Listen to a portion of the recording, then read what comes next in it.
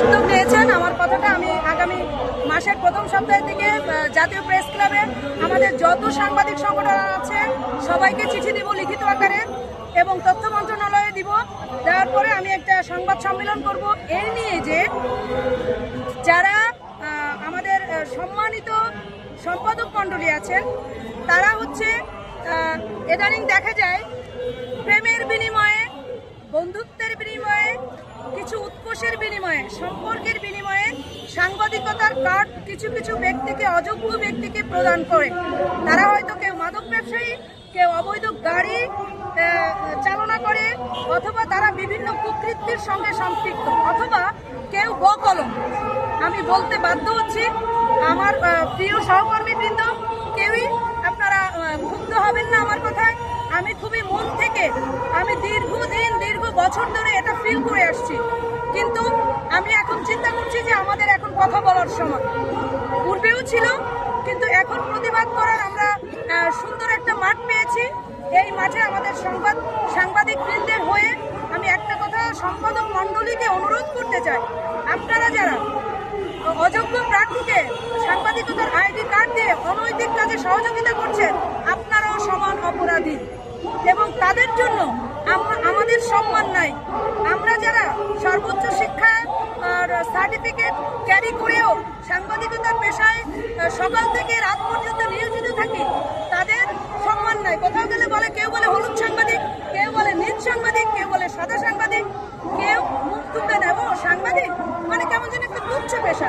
যেখানে একটা দেশের গণমাধ্যম হচ্ছে দেশের চতুর্থ স্তম্ভ, সমাজের দর্পণ, সেই দর্পণকে এই কিছু সম্পাদক মণ্ডলী কলুষিত করে দিচ্ছেন, পর্দা টেনে দিচ্ছেন। যদি এখানে পর্দা টানা হয়, গণমাধ্যম যদি স্বচ্ছ, সুন্দর, সত্য না হয়, তাহলে বাংলাদেশের গণতন্ত্র কিভাবে প্রতিষ্ঠিত হবে? গণতন্ত্রের প্রধান ভিত্তি হচ্ছে গণমাধ্যম। সেই গণমাধ্যম যদি আজকে থুবড়ে পড়ে, এই কিছু কিছু সম্পাদক মণ্ডলীর কুকৃতির বেড়াজালে বন্ধ হয়ে গণমাধ্যম যদি বিকৃত হয়ে যায়, তাহলে সুস্থ গণতন্ত্র আমরা কিভাবে আশা করতে পারি? দেশের জনগণের কাছে আমার প্রশ্ন দেশের তথ্যমন্ত্রীর কাছে, যে আপনারা যে উদ্যোগটা ইতিমধ্যে নিয়েছেন সেটাকে কার্যকর, ইতিমধ্যে আমি এই 25 বছর এ জগতে আছি, তুচ্ছ নগণ্য আমি একজন মানুষ, তারপরেও আমি দেখতে চাই, আমি বলতে চাই যে এদেশের যারা হাড় ভাঙা পরিশ্রম করে সাংবাদিকতা করে, তাদের কিন্তু কোনো বেতন নেই, কোনো ভাতা নেই, অথচ এই দেশের জন্য যারা করছেন, যারা 71 যুদ্ধ করছেন, যারা এই যে আমাদের রিসেন্ট যে যুদ্ধ হয়ে গেল সেটাতে অংশগ্রহণ করেছেন, সবাই মানে কি মুক্তিযোদ্ধা নামে খ্যাত। যারা সাংবাদিক তারাও প্রাণ দিচ্ছে, তাদের কোনো পরিচয় নাই, প্রিয় তথ্যমন্ত্রী, আপনার উদ্দেশ্যে বলতে চাই, আমাদের পরিচয় কবে আপনি নির্ধারণ করবেন? কেন আমরা বঞ্চিত, লাঞ্ছিত? আমরা কোথাও গেলে আমরা কেন, আমাদের সহকর্মী ভাই বোনেরা কেন লাঞ্ছিত হচ্ছে? কেন তারা হত্যার সম্মুখীন হচ্ছে? তারা পঙ্গুত্ব বরণ করে দিনের পর দিন। এই যে দেখবেন আমাদের আলী আসগর ইমন, আমাদের সহকর্মী, উনি একটা কাজ নিয়ে যেই করছেন, উনিও মানে হুমকির সম্মুখে, ওনার পরিবার হুমকির সম্মুখে, কারণ উনি লড়ছে। আমার কষ্ট হয়, আমি চোখের পানি ফেলে দেই, কারণ আমিও যখন ভাবি যে আমিও একজন পুলিশ অফিসারের সন্তান, আমিও একজন গণমাধ্যম কর্মী, তাহলে আমারও এরকম দুর্দিন হলে পুলিশরা সহযোগিতা করবে না, আমরা আইনের কাছে সহযোগিতা পাবো না, তাহলে আমরা কোন দেশের জন্য কাজ করি? আমরা সকালে বেরিয়ে হই, সন্তান, বাচ্চা, তারপর মা বাবা, সংসারকে ফেলে দেশের জন্য কাজ করি, আমরা বেরিয়ে যাই, আর কোন রাতে বাসায় ফিরি বলতে পারি না, যে দেখে হয়তো বাচ্চা ঘুমিয়ে গেছে, বাচ্চার সাথে কথা হয় না। প্রিয় দেশবাসী, সেই ঘাড় ভাঙা পরিশ্রম করে আমরা সাংবাদিকতা কি পাচ্ছি? হলুদ সাংবাদিক। আমরাও সাংবাদিক, মানে তুচ্ছ একটা বিষয়। কিন্তু আমি চাই আমার মাননীয় প্রধানমন্ত্রী জনাব তারেক রহমানের কাছে আমার দাবি, আমাদের এই দৃষ্টিকোণ থেকে আমাদের সংবাদপত্রকে স্বচ্ছ করে তুলুন, সাংবাদিকদের সুযোগ দেন, সুবিধা দেন এবং গণমাধ্যমের মুক্ত স্বাধীনতা দেন, যাতে একজন সাংবাদিকের পরিবার এবং জীবনের নিরাপত্তা নিশ্চিত করুন প্রিয় প্রধানমন্ত্রী। এবং আমি তথ্যমন্ত্রীর উদ্দেশ্যে বলতে চাই, জোর দাবি জানাতে চাই সকল প্রফেশনাল সাংবাদিকের পক্ষ থেকে, যে আমাদের ভাতা এবং বেতনের ব্যবস্থা করুন, সেটা সরকারের পক্ষ থেকে হোক না সেটা আমাদের সম্পাদক মণ্ডলীর পক্ষ থেকে, কারণ আমরা কাজ করি, আমাদের এটা করি না, এটা আপনাদেরকে বুঝতে হবে। কিন্তু আপনারা বাহবা কিছু আমি আর কিছু সাংবাদিকদের উদ্দেশ্যে বলতে চাই, যারা খুব কাছের, মানে সরকারের যখন যে সরকার আসে তাদের কাছে থেকে বিট করেন।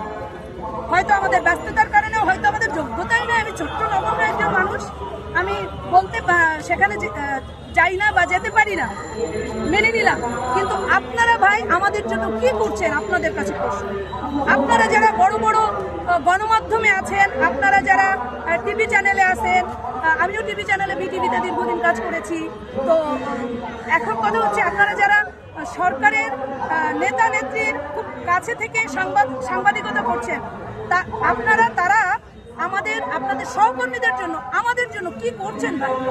কোনো একটা আইন বাস্তবায়ন কেন করতে পারছেন না? কেন আপনারা আমাকে ডাকছেন না, আমাদের ডাকছেন না? আমাদের কেন আপনাদের ডাকতে হবে?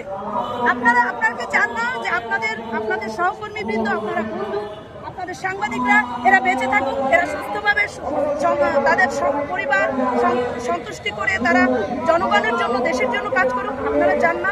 আপনারা কি শুধু নিজেদের পকেট করতে চান ভাই? Don't mind. কারণ আমি আজকে আমার দীর্ঘ বছরে আমার ক্ষোভ থেকে আমি বলতে বাধ্য হচ্ছি যে আপনারা যারা খুব সরকারের কাছে থেকে প্রতিনিয়ত সরকারের কথা শোনার এবং বলার সুযোগ পাচ্ছেন, তারা কেন সাংবাদিকদের অধিকার প্রতিষ্ঠিত করার জন্য লড়াই করছেন না? এবং যদিও করে থাকেন, কেন সেই লড়াই বাস্তবায়ন হচ্ছে না? আমরা যদি সকল সাংবাদিকবৃন্দ, সকল গণমাধ্যম একত্র হয়ে আমরা যদি স্টপ করে দিই, সরকার চলতে পারবে? একটা দেশের গণমাধ্যম হচ্ছে রাষ্ট্রের চতুর্থ স্তম্ভ। সেই চতুর্থ স্তম্ভ যদি স্ট্রং হয়ে যায়, ঘর কি খাড়া থাকবে? আমি জাতির কাছে প্রশ্ন রাখতে চাই। তাহলে আমাদের অধিকার যখন প্রতিষ্ঠিত করেন না সরকারের পক্ষ থেকে, তাহলে আমরা কেন চুপ হয়ে যাই না, ঘরে বসে যাই? ঘরে বসে থাকি, দেখেন অধিকার প্রতিষ্ঠিত করতে বাধ্য সরকার। আপনারা কেন একতা হন না ভাই? আমার প্রত্যেকে আজকে কথাগুলো বলছি। আমি জানি না, হয়তো আমি সবার কাছে দীর্ঘদিন মানে সত্য বলার কারণে অপ্রিয় থাকি, আজকে আরো বেশি অপ্রিয় হয়ে যাব, তাতে আমার কোনো আপত্তি নেই। জন্ম নিয়েছি, মৃত্যুকে বরণ করতেই হবে, কিন্তু ভয় পেয়ে নয়, কাপুরুষের মতো বা মানে বাবা মাকে গালি শুনিয়ে মরতে চাই না, অন্যায়ের প্রতিবাদ করে মরতে চাই।